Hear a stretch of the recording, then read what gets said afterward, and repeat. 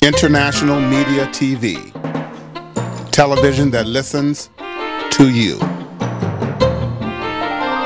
Hi, I'm Johnnie Burrell. Welcome to the program.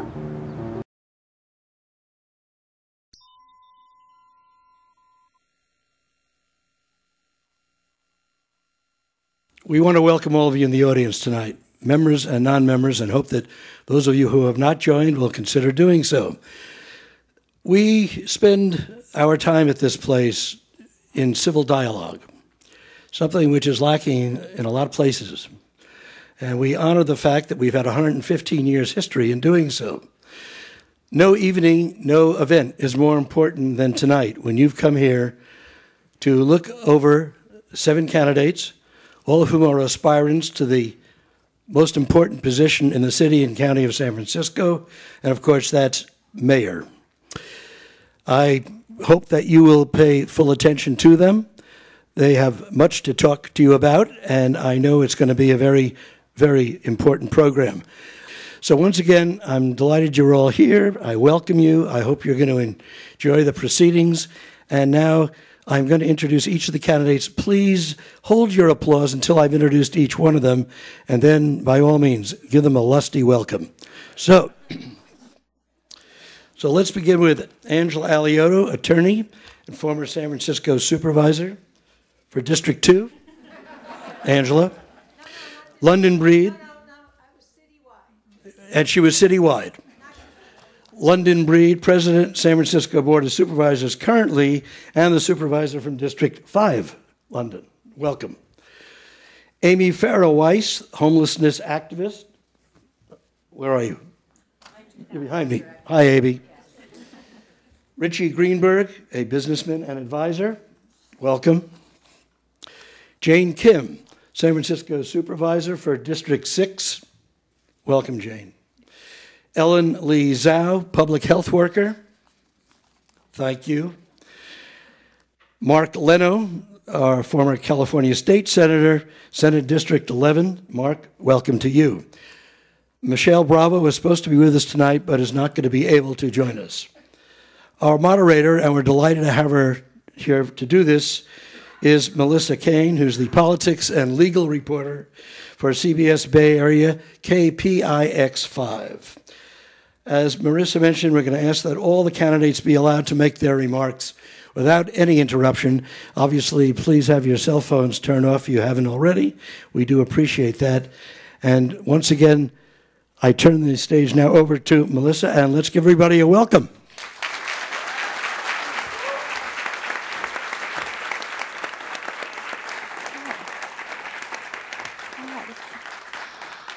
Welcome, everyone. As he said, I'm Melissa Caen, and yes, I regret not wearing pants. Sorry, I didn't realize the setup here, so hope my mom isn't watching.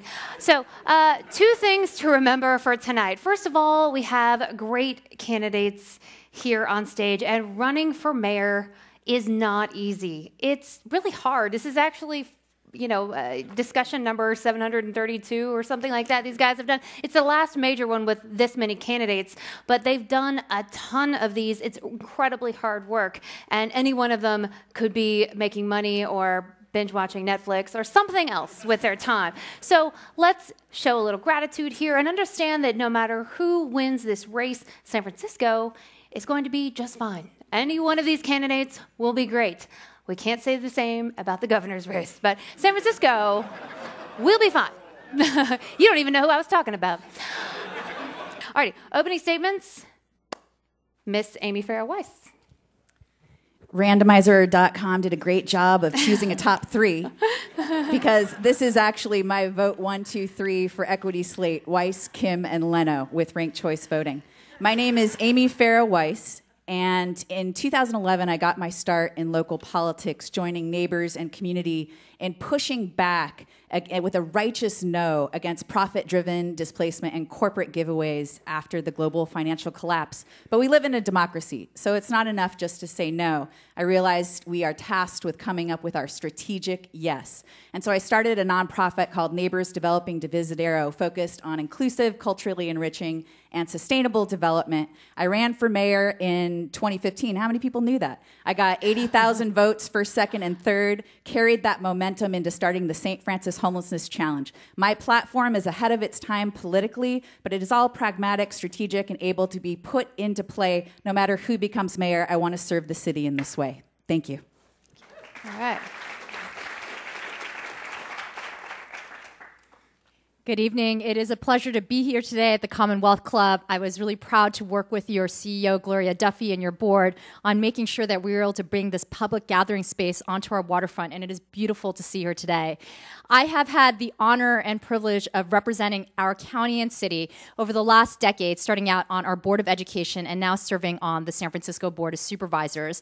Prior to that, I worked 6 years as a community organizer, working with public high school students throughout the city, and also served as a staff attorney at Lawyers Committee for Civil Rights just down the street. They're neighbors with the Commonwealth Club. And over this time, I've been proud to work on a number of initiatives. One, making San Francisco the only city in the nation to make community college free for all of our residents. I'm also proud to be the author of a fund that is bringing in $73 million into our public schools, and I'm currently also working on a child care initiative. I'm proud to have fought for the most affordable and middle-income housing here in San Francisco, and I look forward to the discourse tonight. Thank you all for being here.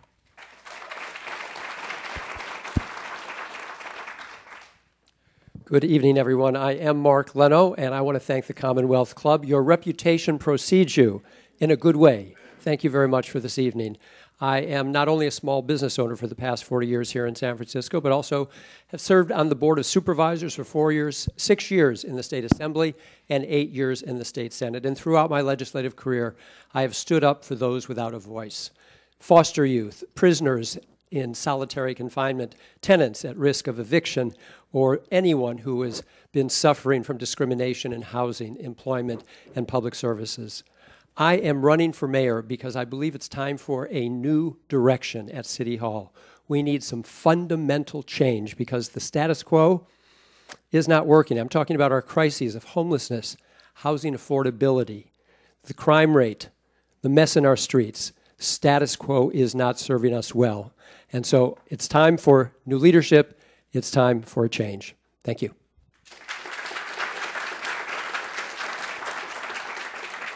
Good evening. My name is London Breed, and I'm president of the San Francisco Board of Supervisors. I grew up in San Francisco. My grandmother raised me in public housing. I went to public schools. I got my undergraduate degree from UC Davis, and I got my graduate degree from USF. I came back into the community, spent my time changing and saving lives. I ran for the Board of Supervisors because I didn't feel the policy decisions that were being made were actually connecting to the people of the city. One of the first things I did was convince the mayor to give $2 million to the San Francisco Housing Authority to renovate 179 empty public housing units, and we placed 179 formerly homeless families in those units. I pushed for neighborhood preference legislation because of the gentrification and what's happened in the Western Addition to provide the people living in those communities priority for new affordable housing. We have to change what's happening in San Francisco by making sure that we connect the dots. How we spend money, how we push policy has to make a difference for the people who are part of San Francisco, and that's what I'm committed to doing as mayor.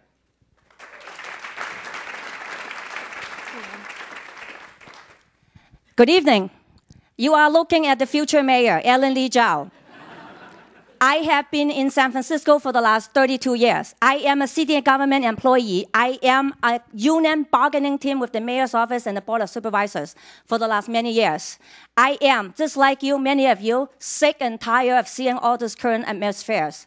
In order for us to be changed, I was nominated by the San Francisco Coalition of Good Neighborhoods in San Francisco. We were the one fighting for justice. I stood up for you already. Now is the time for you to think about whether you want a new breath for you or you want to repeat the same old cycle of problems that we have today. I am here because I stood up already. I am a mom with 2 college kids, and I am working for the city and government. I wrote a lot of reports. I was doing investigation for government function for civic grand jury. You can Google my name. You will see a lot of report has been out. I have been demanding and crying out loud for government change. Now is the time.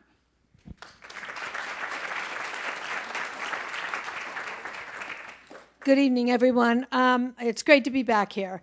My name is Angela Alioto. I'm a third-generation San Franciscan, born and raised here, and went to all schools here, except for schooling. And during the summers, I went to Florence, Italy. I went to the Convent of the Sacred Heart, and then I went on to USF Law School when I already had 4 children. I have 4 children and 5 grandchildren. I was an elected official for 8 years and wrote many, many pieces of legislation that had to do with everything from mental health. I created the Mental Health Advisory Board. I did a lot of the HIV legislation that resulted in the cocktail at the time. Nobody wanted to put those medicines on the ADAP list that enabled people to be able to get them. We were in the middle of a very, very serious crisis when I was a supervisor, and we did some amazing stuff in the city and county of San Francisco that went national because we did it. I did the first smoke already?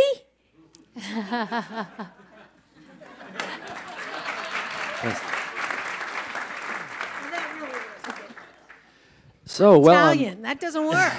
I knew it was going to be you. I knew you were going to be the one. I love batting cleanup. And so here we go. My name is Richie Greenberg. I am a 17-year resident here in San Francisco. And if you're going to make notes next to any of us right now, go ahead and put an R. Put an R next to me. It's not for Richie, it's for Republican. I am the Republican candidate for mayor. The GOP endorsed San Francisco. I'm also LGBT. The Log Cabin Republicans and the small business, not small business, small property owners of San Francisco. I am a startup advisor, a small business consultant, and my goal is to bring 3 core values to the mayor's office: accountability, respectable law and order, and uplift our quality of life. Everything that I will do is with those 3 core values. We need to install accountability at all the departments. I want to deal with homelessness and hold people accountable, hold the homeless accountable, the homeless outreach organizations. A to Z, we have everything that we need to do with accountability, law and order, and uplifting our quality of life. Thank you.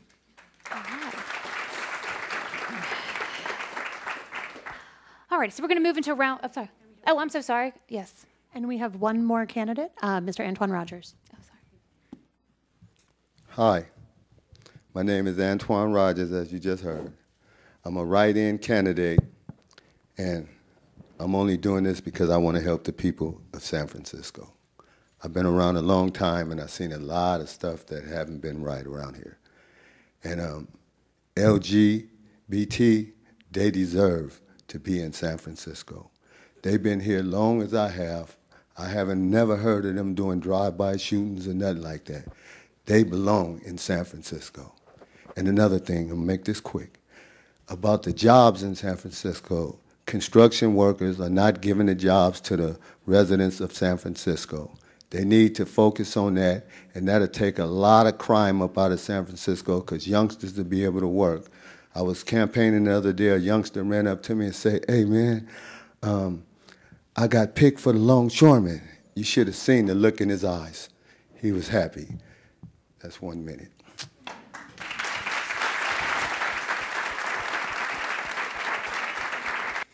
Alrighty, so we're going to move into round one here. And just so you know, at home and here, we've implemented the amen rule, and that means that if a candidate hears another candidate say something with which they agree, they're free to say amen or right on or whatever. As long as it's not negative, yes, exactly. Go girl.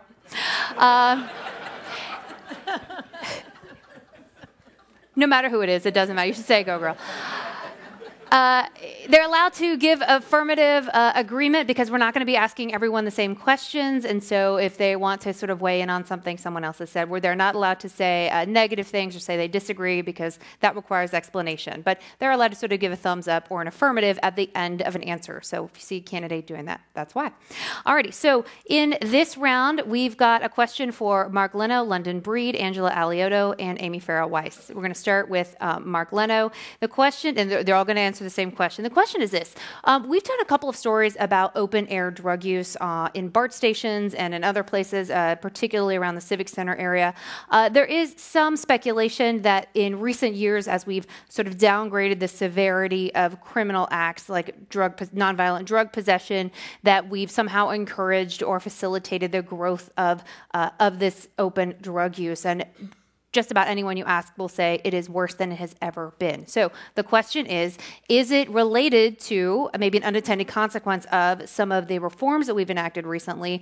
And in any event, what would you do to help to sort of deal with this issue? Mr. Leno. So I believe you're talking about intravenous drug use and any other kind of addictive behavior.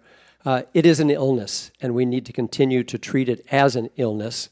Now, those who are feeding the illness, those who are dealing the drugs, need to face some consequence, and that is where I have disagreement with how City Hall has been dealing with this issue. I have put forward a proposal for a mental health justice center. So rather than run folks who are dealing with addictive behavior or mental or behavioral health through our criminal justice system, 50% of those in our county jail are being treated for mental health and treated with psychotropic drugs, and then put back on the street with no treatment plan and no caseworker. The Mental Health Justice Center would be a place where those folks can be assessed, diagnosed, and treated. So we should be taking this off the street. It does look like it's totally out of control. And again, status quo is not working. There needs to be enforcement, and there needs to be consequence.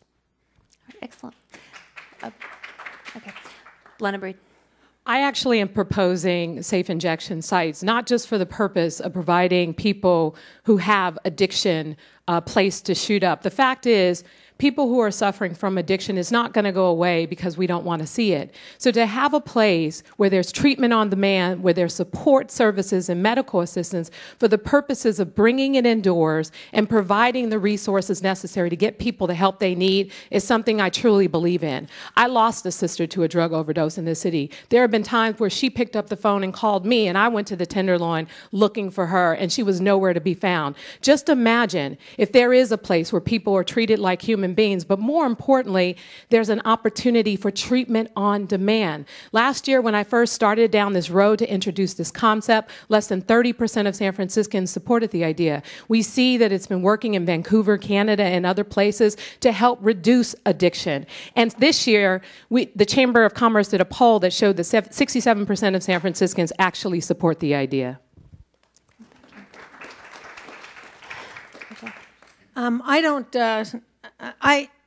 I'm a born and raised San Franciscan. I've never seen anything like what you see at the BART station that was just recently on KQED. I've never seen anything like walking down the street with my grandchildren and seeing people shoot up as we're trying to go to the Westerfield.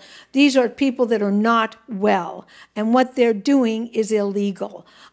We need to pick them up. We can't just let them stay on the street, slumped over in other people's vomit, and walk right by them, as we saw on TV the other night. It's the most incredible thing to me that is happening in San Francisco as opposed to some third world country. We need to go pick up each and every one of them. We need to give them the help they need, but everybody needs to understand you're not going to be allowed to sit in the streets of San Francisco and shoot up anytime you feel like it while the rest of the city walks by and is in a state of shock that such a horrible thing is happening and they can't help them. We need to take them off the street and give them help and let them understand it's illegal.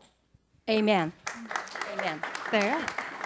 I have a background in mental health and harm reduction and transitional housing, and so I understand that part of this issue is that people don't have safe, organized spaces to belong, and a lot of people get hooked on drugs while they're actually displaced and living on the street and feeling that sense of being marginalized.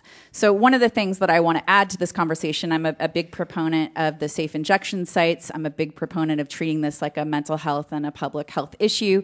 But also, in states that have legalized medical marijuana, we see that there's a 25% reduction in opioid overdoses. I have also a background in working in the medical cannabis field, and I want us to think of it like this. If you wanted someone to get out of the coal industry, you'd give them a job in solar, right? If we want people to get out of using and selling heroin and meth, we transition them into the medical cannabis field because it actually is a step in the right direction.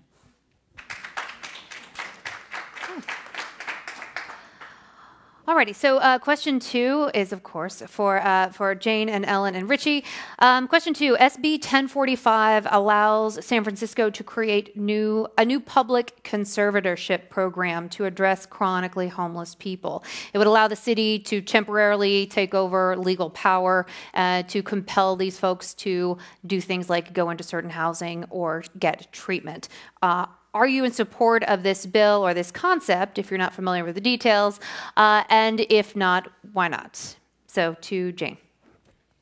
I have been closely following SB 1045, and I do support us expanding and streamlining conservatorship. But before I support any bill, we have to nail down the details of how this is done. Conservatorship is a very heavy-handed and restrictive tool that is utilized for folks that cannot take care of themselves and are a harm to others or to themselves. I do see people struggling on the streets, often in front of my house, and I'm left with my hands tied behind my back, not understanding how we can provide services to those that truly need it. If we are going to expand conservatorship, which I agree with, we have to understand all of the details of how it's done, how it's administered, and making sure that each of those individuals do have a right to counsel before that proceeding moves forward. Excellent, thank you. Ellen? Before I begin, I realize my name is not on the board. I want people to know that I am the future mayor for you if you want some change. What is your Twitter handle? Ellen Lee Zhao. Okay. I am here for you. I stood up for you, and I want you to think about it. I am a public health worker. I have been working for city and county for more than 13 years, 15 years to be soon. I am a mom. I dealt with delinquent kids. I dealt with mentally ill day in, day out. I have seen how devastating that people are not able to function on their own. I support this measurement wholeheartedly for a purpose of humanity. We want to treat everybody with love, respect, and dignity. Nobody wants to be homeless. Nobody wants to be on the street. And nobody wants to be a drug abuser.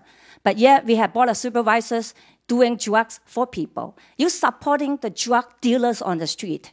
But I support this measurement for the purpose of humanity. Thank you. Richie? Yes, so in principle, I do support this. What I want to make sure, of course, with accountability is that we don't set up another commission, another department that's going to go ahead and just grab all the money and have an oversight committee above that. I also want to ensure that we have the best specialists, addiction specialists, mental health specialists working together, and that it is not in the hands of the lawyers, those that are trying to fight to find where they're going to be put in conservatorship, but whether or not the best interests of those individuals are going to be met, and it should be with the courts, not with the attorneys. Thank you. Alrighty, so question 3 is for Jane and Ellen and Angela. The question is about car break-ins. It seems to be an issue that everyone's like, oh yeah. So it seems to be an issue that we're just not able to get our arms around. What needs to change here? Do we need to give more money to the DA's office to pursue these things? Is it more policing?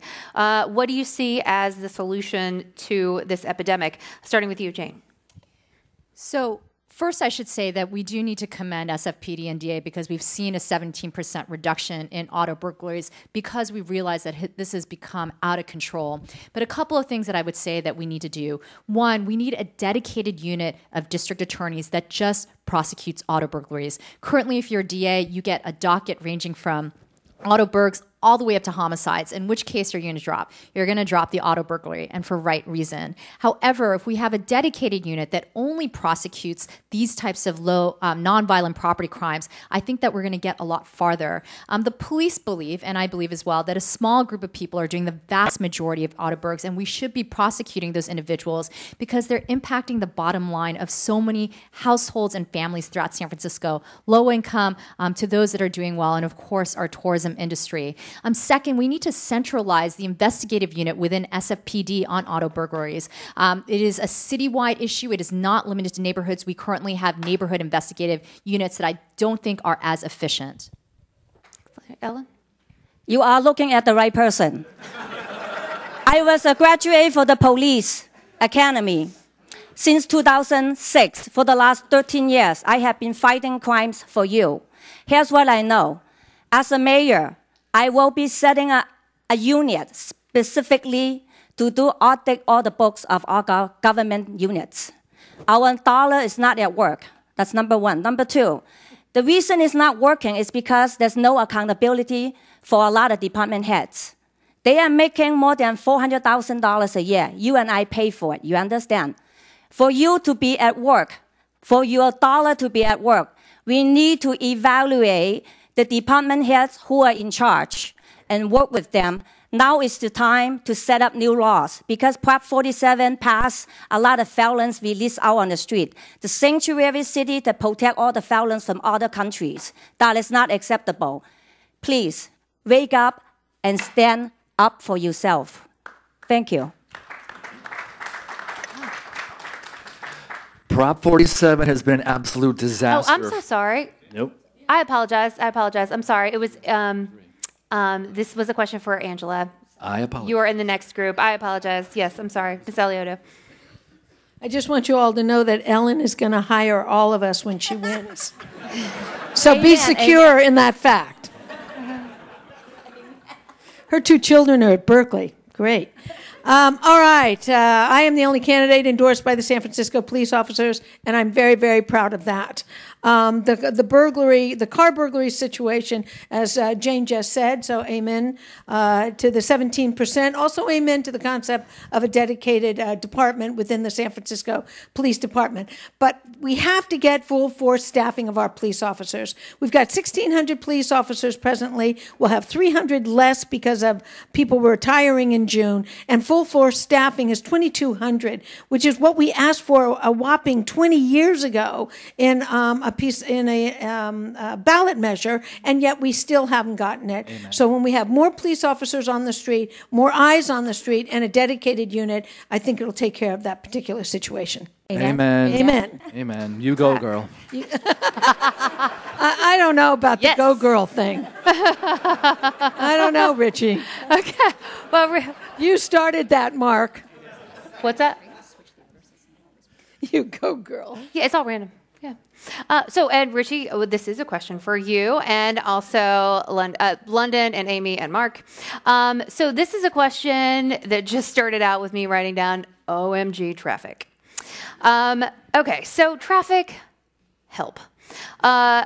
Is the biggest problem the ride sharing? Is it the construction that seems to be everywhere, jamming everything up, or something else? What is the problem, and what do you propose as a solution? So I believe it's a combination of all that. It's everything. You can turn your phone off there. So Uber and Lyft rideshare is problematic because people are using it because Muni is just not serving our needs. It's difficult. You know, I live on the west side. I'm the only candidate that lives on the west side of the city. And so I have to commute from the west all the way to my office is 2 blocks from here, more or less. And what are the choices? We can take Muni, but if I need to get somewhere else from around, I have to take a rideshare. And to have Uber and Lyft come to the city and just explode in their popularity, which, you know, it's good that you have a company that is succeeding, but to have tens of thousands of cars on the street that are just clogging up everything, that's problematic. And so what I would propose is to sit down with them and figure, can we put a cap on it, but not to kill their business? Thank you. Excellent. Thank you. I think one of the challenges we have is it's not just Uber and Lyft. We have delivery companies like Postmates and Caviar and all these things that have made our lives better, but made our ability to get around San Francisco worse. In addition to the challenges with Muni, you know, taxis have medallions and there's a limited number of them. And I think that there needs to be something very similar for many of these different platforms. And we need to make sure that we're able to take the data. Lyft is actually sharing data. And I want to work with our our state officials to come up with the right system for the purposes of putting limitations on all of these platforms, number one. Number two, we need to improve Muni and make Muni a more reliable use of transportation here in San Francisco. I specifically pushed for the 5R, which is a 5 rapid that goes from the west side to the east side to the west side.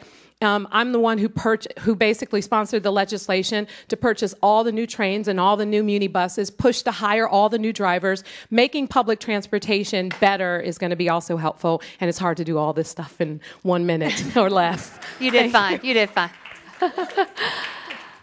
Ms. Weiss. Unfortunately, during the Lee administration, Mayor Lee, cheered on Uber and Lyft and really allowed things to happen in a way that the local regulation slipped out of our grasp and it went to the state level. And so, that's one of the reasons I ran for mayor in 2015, and I wanted to be able to get that grasp back. But we are limited in what we can do at the local level right now with regulations. But one thing we can do is enforcement. And so what we can do, we see that Uber and Lyft have the highest percentage of traffic violations and blocking bike lanes, et cetera, double parking. There's this opportunity to work together, and I'm all for a good warning system, but we have to do something where we're regulating this. I do agree that we need to invest in Muni and support that as well. And as mayor, I want to invest in the development of a locally regulated pro-driver, pro-passenger, pro-environment platform. That's what San Francisco wants to invest in with their technology. Thank you. Our traffic congestion and immobility is yet another example of how the status quo has failed us, that City Hall has not put forward programs that are going to get us around. In fact, we have a perfect storm now for failure. We've got all of this construction that's going on, which closes lanes and diverts traffic and slows us down. We have infrastructure improvements, which are a must as we replace 100-year-old pipes and lay new fiber optics and such.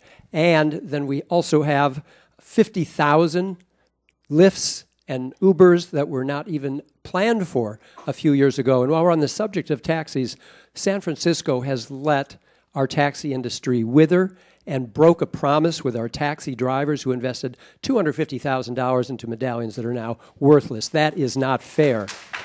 We need to be building more subways. We have exhausted our surface opportunities with all that's going on our streets. We need to plan now for subways that go out Geary, out to Mission Bay, and that also would connect with the new underground tube to the East Bay. All right. All right, we're running a little bit behind here, so I'm going to make the executive decision to make round 2 one question to each candidate instead of 2. That way we can get to your questions even more quickly. So be sure to write those up and hand those to the folks passing through the aisles. As a palate cleanser, before we get to round 2, let's do a quick lightning round.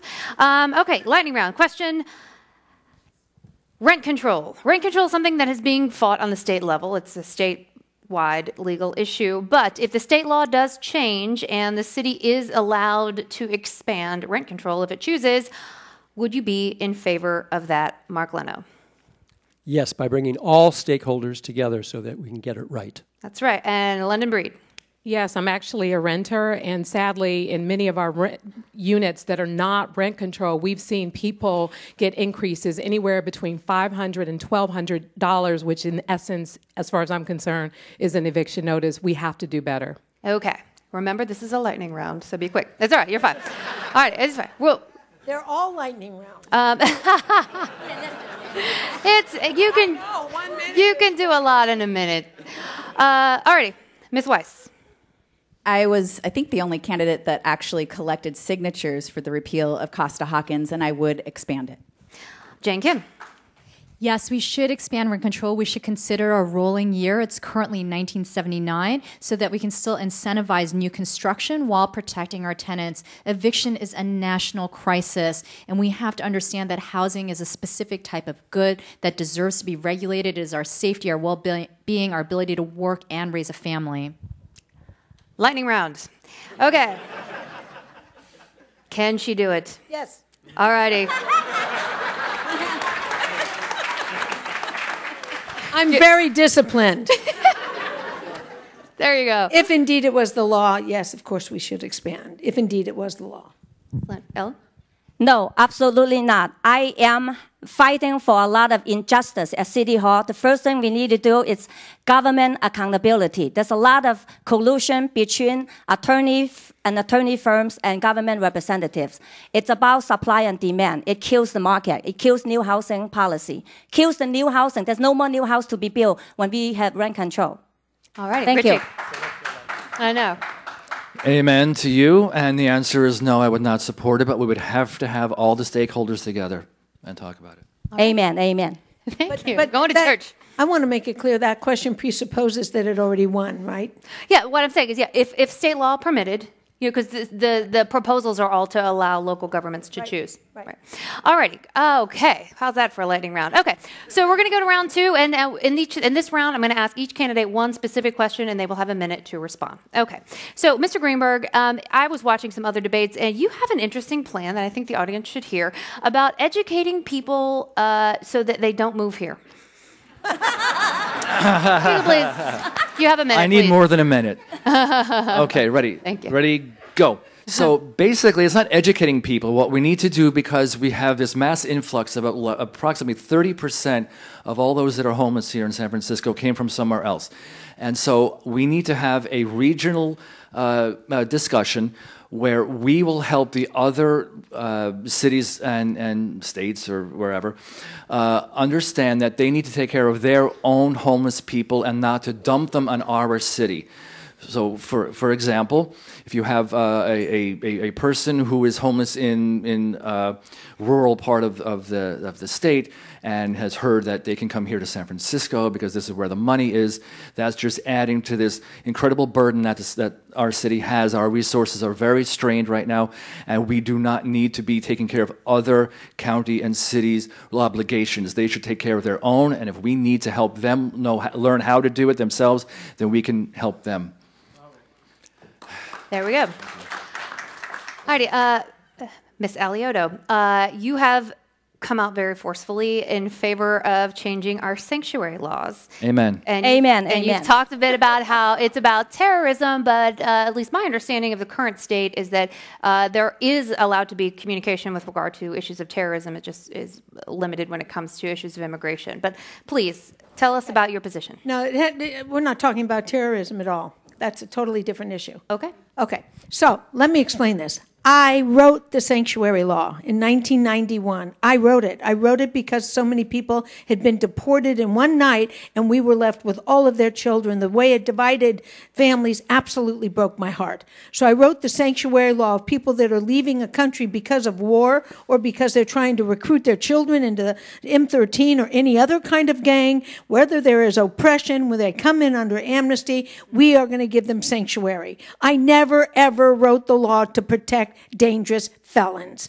So the ordinance that I filed at City Hall that will be on the November ballot is to take the amendment that was made by Campos and Avalos in 2016 that added protection for dangerous felons. That's murder, that's rape. That the sanctuary law would ever protect them was never our intent when I wrote it. Never. Go, Angela. Go. Support that, yes. Half. I don't know about her support, you know. And I give that a half amen. Okay. You're going to work for me, you said.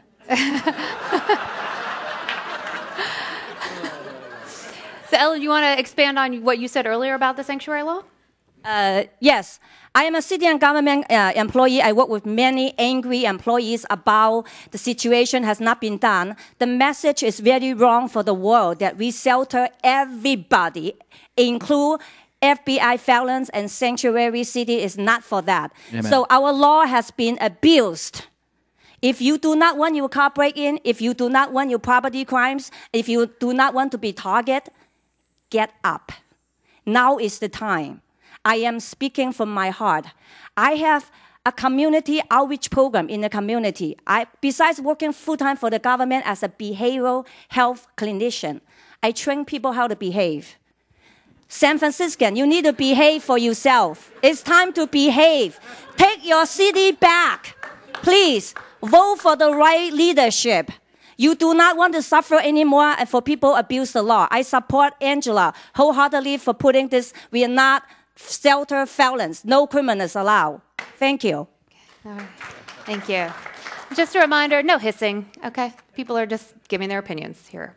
Alrighty, so next is for Mark Leno. Now, you have teamed up with Jane Kim, and you're doing ads together, sort of a joint slate. Talk about an issue on which you disagree with Jane. One place where I disagree with Jane, and with regard to the teaming up, because the Chronicles even said that we're gaming a system, and I have to say... Is that teaming? I'm sorry? Answer the question. You guys, no, we don't need, we're good. So that's the whole job, is to sit here and do that. Let me get that done fast. We're good. The difference, I would have had a difference of opinion on the Twitter tax break, that we should have had community benefits with consequence and with enforcement so that San Francisco and San Franciscans would have gotten better a benefit from it that we have not. One of the things that I would have liked to have seen significantly is put forward a local hiring so that if these companies are going to get their tax break, that all the new jobs aren't coming from outside San Francisco, that we can do outreach, do appropriate training, do appropriate hiring so San Franciscans can get these jobs, and that won't put pressure on our housing or on our muni needs. Okay, question for London Breed. You're backing a ballot measure to raise money for affordable housing. Is $10 billion in a budget not enough? And if not, why is it not enough? It's a lot. So I think that our budget is misleading in terms of the amount because it does include enterprise departments like the PUC, like the port, like the airport, which covers almost half of the $10 billion budget, where those monies have to be reinvested in those particular departments. Then when you think about and start picking the budget apart, we have a number of set-asides that voters have approved for seniors, for children, for all kinds of wonderful things. But then the mayor's office, when the mayor is putting forth the budget and the Board of Supervisors, there's just a smaller amount that's not specifically earmarked that we have to work with to allocate for priorities like new police academies, like the number of things around housing and homelessness and services that we need to provide. I think that the challenge that we have in San Francisco is just really accountability in terms of how some of those dollars that are going to specific things are earmarked, and we need to reallocate some of those dollars, but we need more money to build more housing. It could be for this particular ballot measure as well as public-private partnerships, and it's something I'm committed to doing as mayor. Okay, so next question is for Jane Kim. Jane Kim, same question. On what do you disagree with Mark Leno, aside from the Twitter tax break? Which you're welcome to address, because he just said that. It's fine. Well, the first thing I should say is that the legislative branch actually cannot administer and enforce community benefit agreements. That is within the purview of the executive branch. And while I had tried to legislate something stronger, I was not permitted via the branches of the system. I do agree that we should have had a stronger community benefits agreement. That wasn't what was put in place by the city administrator's office. But at the time, this was a year when we were at the depth of our recession, and jobs was the #1 issue on the minds of our residents. And to attract employers to a corridor with the highest commercial vacancy rate in the city at the time, 30%, was something that we had decided was important. Now, we were very careful in crafting this ordinance. We ensured that only buildings with historical rates of commercial vacancy were included. So Twitter moved into a building that had been vacant for 50 plus years. Square and Uber moved in next door to a building that did not have commercial vacancy, and they're paying all of their taxes. So many years later, we do have to ensure that these tech companies are part of our infrastructure and supporting our growth here in the city. Okay. All right, thank you. And Ms. Weiss, having not served in public office before, is that a liability or an asset, do you think? Well, after I do have experience in local politics. And like I said, that started in 2011. And I started tasking myself with coming up with the solutions and ideas that are actually going to stabilize and heal our systems in crisis. As a matter of fact, in 2015, I put forward an idea for how the Mayor's Office of Housing could streamline the production of additional dwelling units, which only cost $200,000 to build. And we could do that by supporting the financing and construction if the property owners said they wanted to rent to one of our families or workforce at no more than 30% of their net income. And guess what? All of the candidates up here today support that. So when we're talking about pragmatic ideas that are ahead of their time, you're looking at the right person. One of the things that I've focused on also is the encampment crisis, and I hope we get a chance to talk about that a little bit more. But I've been working from the outside in to try to heal that system. And once again, I'm a team player, and I want to serve the city. And I felt like I had to get up here and do this work because I felt like it wasn't really being treated like a crisis. All righty. So we'll quickly move to the lightning round. But in the meantime, by the way, we got something somebody in the audience wrote in all caps. Please don't announce the Warriors score at any time tonight. Don't worry, person. I have no idea what it is. All righty. So we're going to do a couple of questions in a lightning round. First question. So whoever wins tonight will be mayor for a little over a year. There will be another election in November of 2019 for a full 4-year term. So this election, of course, is just for the remainder of Ed Lee's term, and then there'll be another one. So there may be some logic to sabotaging the winner of this election in anticipation of the next one. Will each of you pledge that if you lose, you will be gracious and work with the winner where you can? And to answer that, Mark Leno. I'm not only a gracious loser, I'm a gracious winner. London Breed. I love San Francisco, and whether I'm mayor or not, I will still be actively engaged and work with whoever's going to be mayor. Ms. Weiss. I will work together with whoever's mayor if it's not myself, and I'm putting forward an outcomes tracker and to-do list, so we need to make sure that that next person is accountable. This is a rare opportunity to do that, where they have a year to prove themselves. Show me, don't tell me. Jane Kim.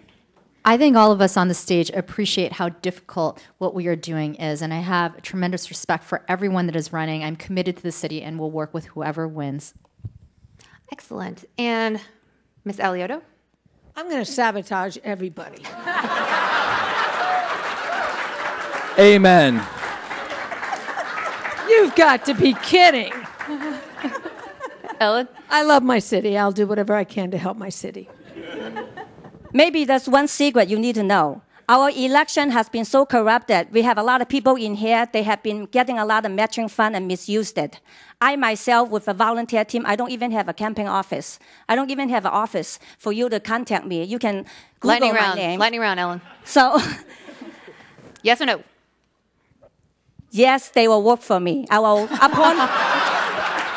appoint each one of them. Thank you. Richie? I will graciously support them, and I will remind them every day that I'm going to support them over and over. I will remind them until they can't stand it. I'm sure they'll appreciate that. Okay. Excellent. Okay, so who is your favorite? Oh, yeah. Who's your favorite mayor of San Francisco? So, like, I know, Angela, I know your answer. Sunny Jim real Rolfe. easy. Who's your favorite mayor of San Francisco? Mark Leno. Mark, you're in serious trouble. I dare any of you to say anything but I'm going to have Elliot. to reconsider supporting the next mayor if it's Mark. I hate superlative questions. So I'm not going to point anyone out. I can give you pluses and minuses of any one of them. All righty. Non-committal answer from Mr. Leno. Okay, London Breed. Who's your favorite? Oh, I think I know this one too. So when I was in junior high, I played for the Ben Franklin Middle School Band, and the first time I got invited to City Hall was by Mayor Dianne Feinstein. She bought us sweaters, and it was the best experience of my life. So I would say Dianne Feinstein. All right. Amy? I think our best days are ahead of us, but I will say that I wish that Matt Gonzalez and John Avalos had become mayor, and we'd be in a different city that had a fair share economy. Jane? That is such an interesting pick. I think that would have been a very interesting mayor here in San Francisco. I also really appreciate the work that George Moscone did in his limited time as mayor of San Francisco. Excellent. Not that I need to ask, but Angela? The greatest mayor the city ever had, bar none, Joe Alioto. Ellen? I don't pay attention to politics until now. Then you are looking at me, the future mayor, the best mayor that you will have in centuries. Certainly the most honest. Richie? I'm going to go way back to late 50s to 1964, George Christopher, the last Republican mayor. All right. You got to go way back. Okay. So now we're going to move to some audience questions here. You guys have some, as always, some great questions, but I'd like to start with this one. And this one's going to go to Richie and to Amy.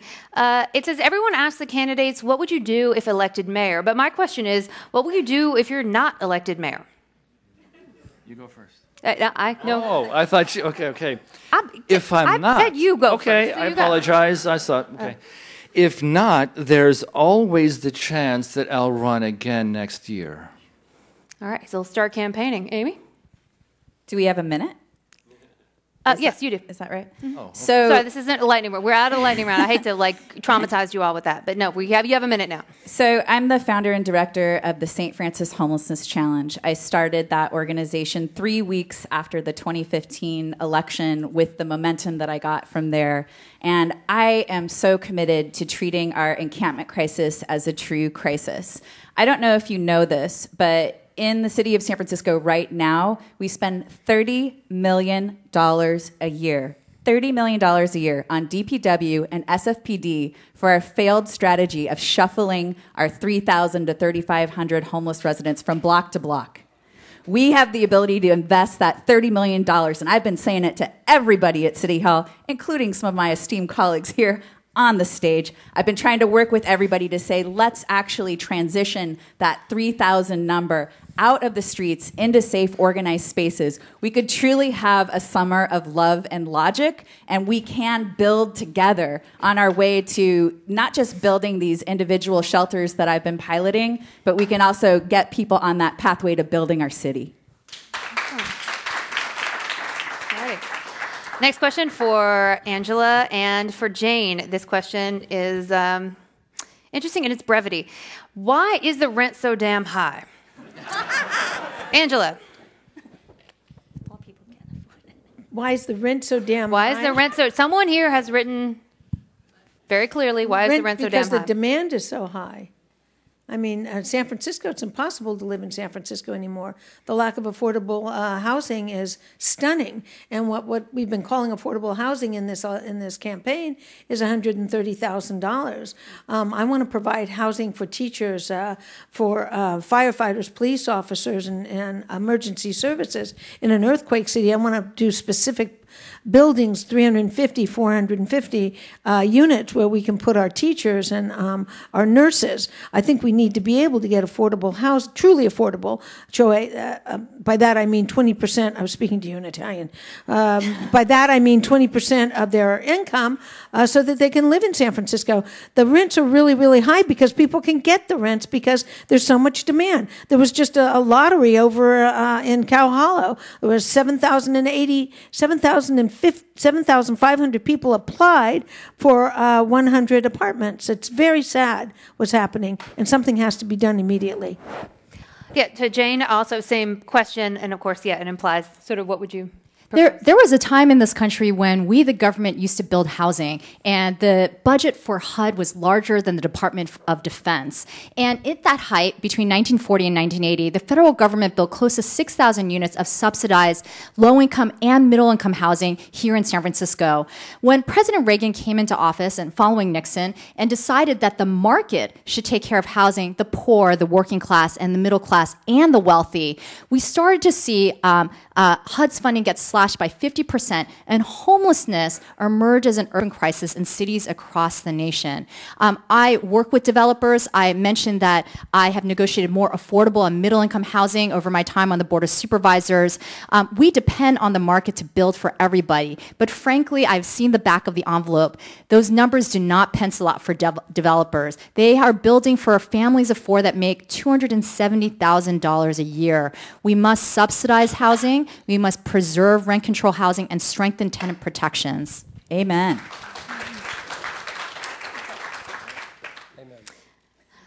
Alrighty, so this question is for Ellen and London. As a pedestrian, do I have any sidewalk rights? It's hard to walk around the bikes and the scooters and the skateboards in this city. What would you do about that, London? So I think that what's important is to change our infrastructure here in San Francisco, and there also needs to be enforcement. Because what we're having with, I like the scooters, I like the bikes, I like the different modes of transportation, but they don't belong on the sidewalk. And so we need to make sure that there is enforcement. We also need to make sure that we build more protected bike lanes, that we provide the infrastructure for people to get around. The fact is, as San Francisco is growing, people are using all modes of transportation. And my ultimate goal as mayor would be to keep people safe. And so that cars know where they belong, bicycles and scooters know where they belong, and people can feel safe when they're walking on the sidewalks or crossing the streets. And the other thing that's missing from this equation is enforcement, which is why I'm proposing that we add more police officers, not just police officers who are walking the beats, but when was the last time anyone has broke the law driving in their cars and gotten a ticket? It doesn't happen. It needs to happen more, and I'm committed to enforcement along with infrastructure. You are absolutely asking the right question to the right person. I was appointed by David Campos as a pedestrian advisory committee. I served for 1 year at City Hall. Many of those problems created is because we have city officials allow this happen. If you do not allow that happen, we can take everything that is on the sidewalk and put it in eBay, sell it for the government. Don't you think so? Because if there's no punishment, there's no law. When we have the law but people don't enforce it, that is exactly what the government picture right now. We have a lot of laws, but there's no enforcement to it. As a mayor, we will hold people accountable who put this stuff on the sidewalk and tell them it's citing them. It's called litter. They put those in there, and it's a traffic jam, it's a traffic problem. It's not good for anyone. We, the people, need to live a cleaner street, safer street, and a healthier city. And now is the time. Look at me. Thank you. Okay. All right, this question for Mark Leno. As mayor, what will you do to conduct an independent investigation of the cleanup on Treasure Island and guarantee a clean home for San Franciscans living in that state-specified area?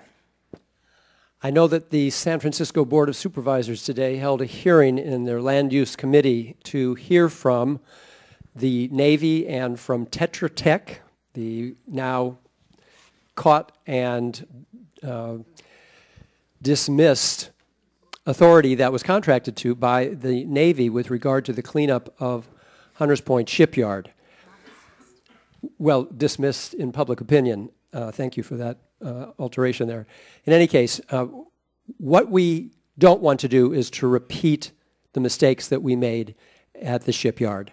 There were neighbors 10, 15, 20 years ago who were complaining that the remediation was not being done accurately, that there have been cancer clusters and high rates of asthma, and the community's health has suffered. Families have died.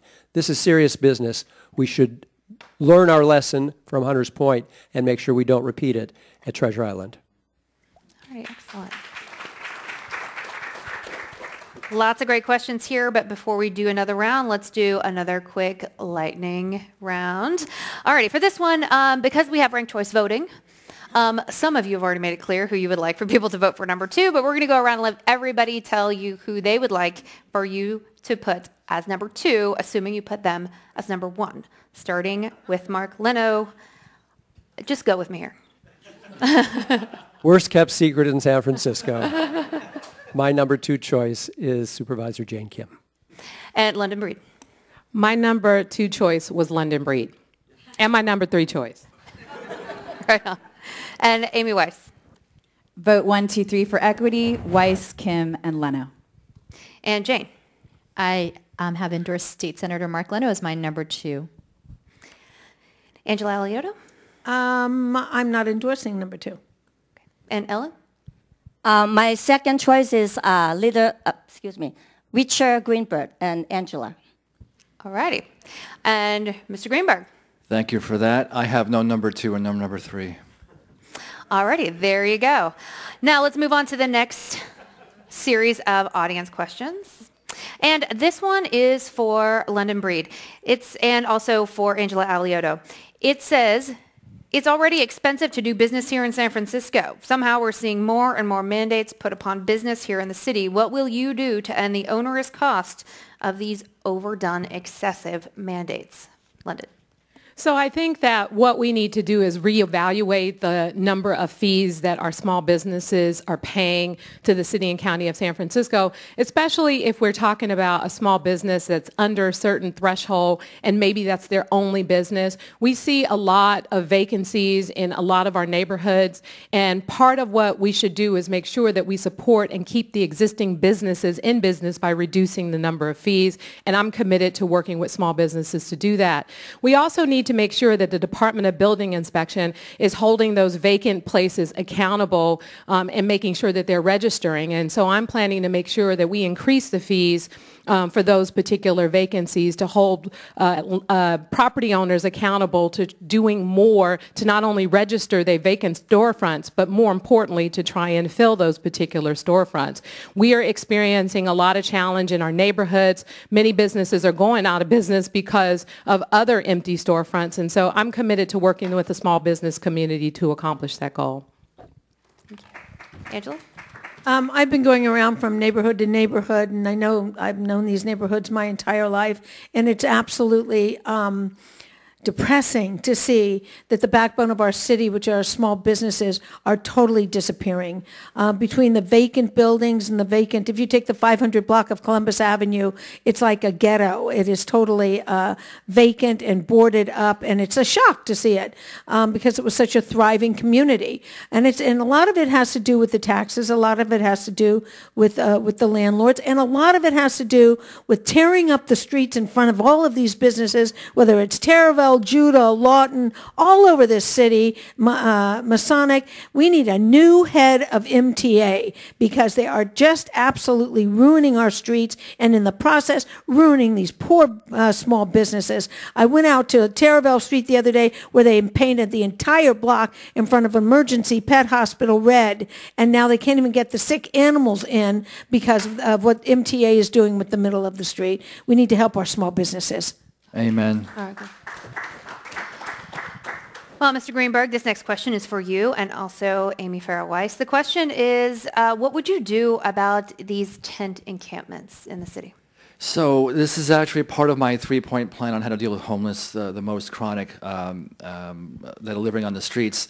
Is if you go to my website, richiegreenberg.org, you'll see I have a very nice, slick video there where I explain I will declare a state of emergency and actually start working on it. What I will want to do within a few days after being sworn in, is there's a few areas around the city, for example, down near Candlestick Point. This is just for an example. I will bring in FEMA-style small trailers, like what you would see after a disaster, an earthquake or a hurricane, and set them all up, as many as can be logically put there, along with support services, clinics, addiction specialists, and all of those who are living on the street right now, tents, or those that are on Market Street or in a Tenderloin, and move them, coax them, carrot and stick, into those special care areas. And my time is up. There you go. That's what I would do. Thank you. It is vitally important that we treat our encampment and shelter shortage crisis as a true crisis. Amen, everyone? Are you ready for this?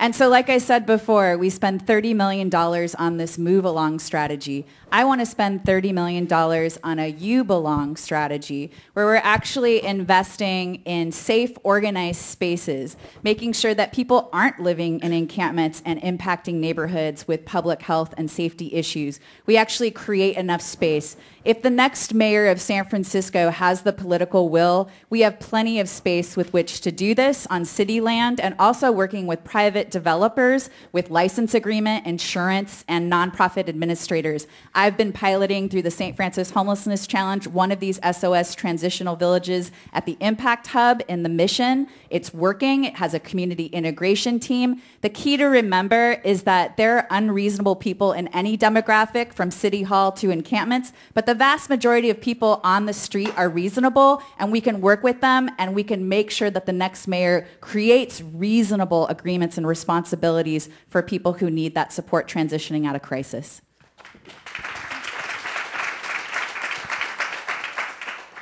Alrighty, so this last question is for the remaining three candidates. That's Ellen and Mark and Jane. The question is, what will the relationship between City Hall and the tech industry look like if you are the mayor? So, Ellen? That's a very good question for a city government employee.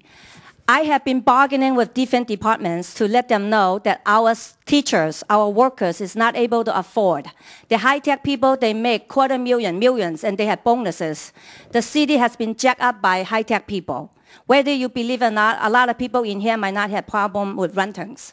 But many of the people like me working paycheck to paycheck, it's a problem. So for me as a mayor, we have to evaluate with high-tech that they should be supplying their own apartment for their own employees. And that's one way to start. The other way that we can start is work with the high-tech people.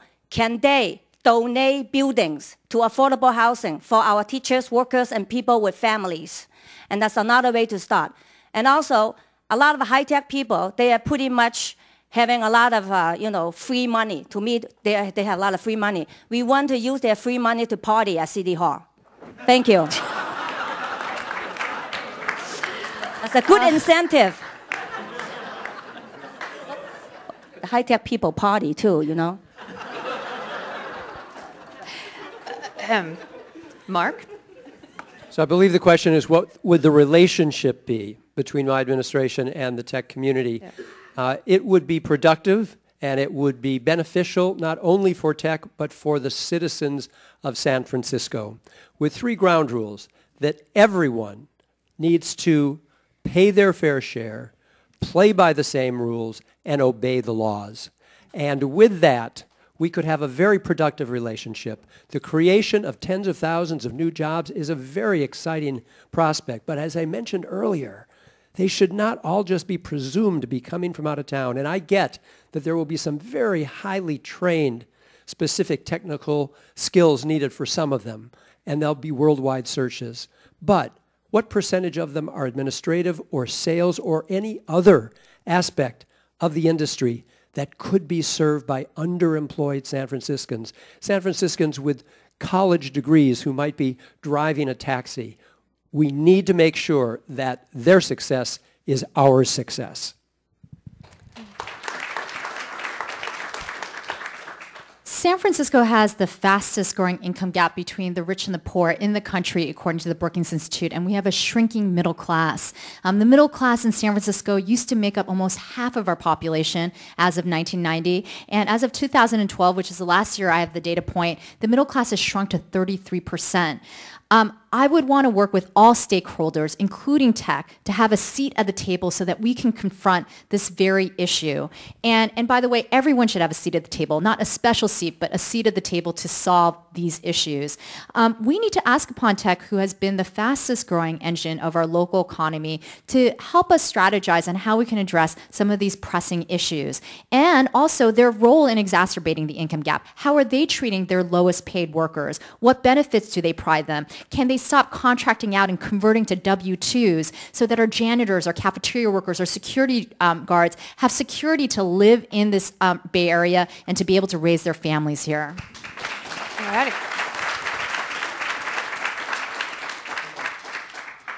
And now we are down to closing statements. But before they begin, remember, everyone gets a minute. You don't have to use a minute. Everyone here, except for Ellen, apparently has a website. You can go there and learn more about their 15-point plan for this or that. So with that, I'm sorry, you said you didn't have, is that right? You said you didn't Ellen have for Mayor, that's my website. Oh, I'm sorry. I thought you said you didn't have a website. I apologize. Ellen for Mayor, the only mayor that you can trust. Alrighty. Turn that lemon into lemonade. Sorry about that. Alrighty, so we're going to, at this point, do, again, everyone has 1 minute for closing statements, but we, like I said, you can take as much or as little of that as you want. Alrighty, so we'll start here with London Breed. We have a housing crisis, a homeless crisis, and a public safety issue here in the city and county of San Francisco. It's time for bold new leadership, someone who's prepared to do this job not in fear of losing it, but more focused on making sure we're connecting the dots between what we need to do for San Franciscans and how we make decisions at City Hall. I'm proposing reforms to our mental health system, not treating it like the criminal issue it is, but treating it like the mental health crisis that it is. I'm proposing that we build more housing and we build more housing faster on underutilized sites all over the city, like we're planning to do at the McDonald's site that we purchased on Haight and Stanton in my district. I'm proposing that we add more police officers on our streets so that people feel safe in our communities and that we make sure that there's a neighborhood prosecutor at every police district station. Doing this won't be easy. It's about accountability, allocating resources, and doing what's necessary to get the job done and not the same thing. Please check out my website for more details on my platform, londonformayor.com. I'd be honored to have your support. Thank you.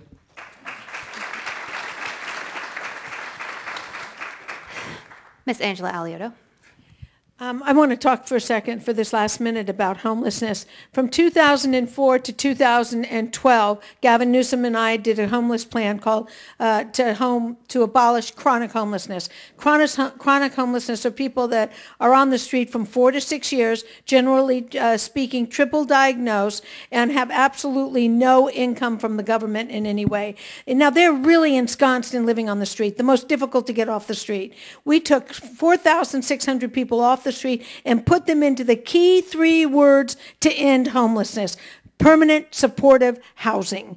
It works. We did it. It was a huge success story. And then in 2012, the government stopped it. They took away the buildings that we had in the pipeline for formerly homeless. They put it over into affordable housing, not even affordable housing for those that were coming to the city with the tech boom.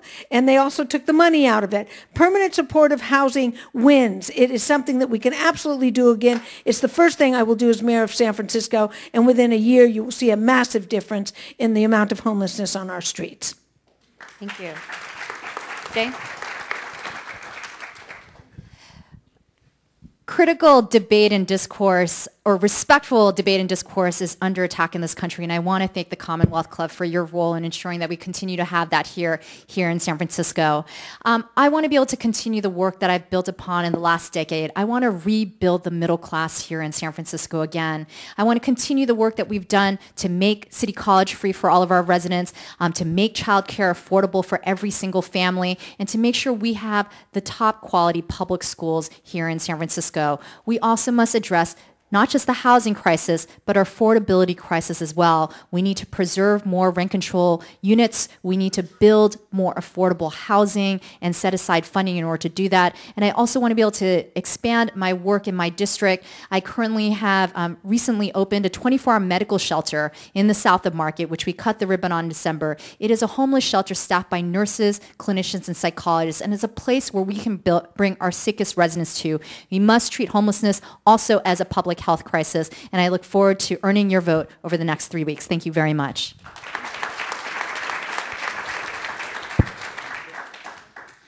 I want you to take a couple minutes to breathe.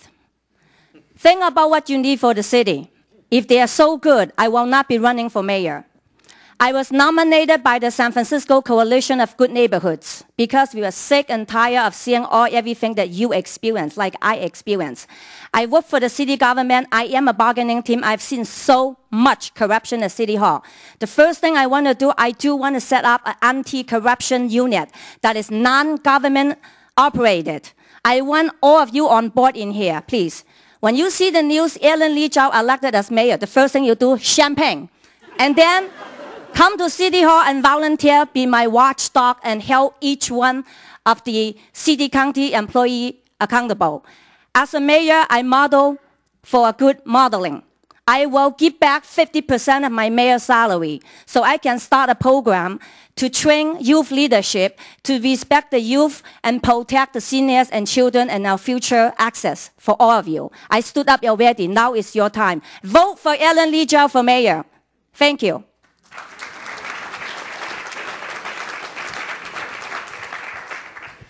So I want to thank everybody who is here, ladies and gentlemen, in the audience here and listening. Again, my name is Richie Greenberg, richiegreenberg.org. Think about something here, that there are two branches of government that we're dealing with right now. You've got the executive branch and you have the legislative branch. The executive branch is the mayor, and that's who you're going to be considering who to elect. None of us here have any experience working in the executive branch. The people here work in the legislative. And look what we see now. A continuous, just every problem that we have is either directly related to current or former Board of Supervisor people who are working on the Board of Supervisors right now or previously. And so when you are going to vote at the polls, consider that very wisely, very carefully. Because we have a left and lefter government right now we've had for many years. My job will be to bring back centrist policy. Thank you very much. Have a good evening. All right, thank you. And just to be clear, London Breed was mayor for several, Yes. She has some experience in the executive office. Technically, yes. Technically, just pointing yes. that. All right, Amy. I want to lead, or at least co-lead, San Francisco in ushering in a summer of love and logic that would make Francis of Assisi and Harvey Milk proud of this city. I want to make sure that we transition our 3,000 to 3,500 people who are living in crisis conditions out of them into safe, organized spaces. I want to make sure that whoever becomes mayor avoids tech boom displacement 3.0. We could have avoided 2.0 if we had done things correctly, but we can avoid tech boom displacement 3.0 with this Central SOMA plan and doing this work to make sure that we link our jobs to local hire when we're creating these office spaces. I want to make sure that we heal at the root. I don't want 200 additional police officers. I want to take the 100 sites that have the highest crime rates and we invest into that programming. It's $34 million for 200 new police officers. We can use that money more effectively. Vote 1, 2, 3 for equity. Like I said, I'm supporting Weiss, Kim, and Leno. There's no spoiler. So go ahead and support my ideas with this, and then I understand that it would take a miracle for me to become mayor, but I'm open to miracles, and I want to make them happen for San Francisco. Thank you.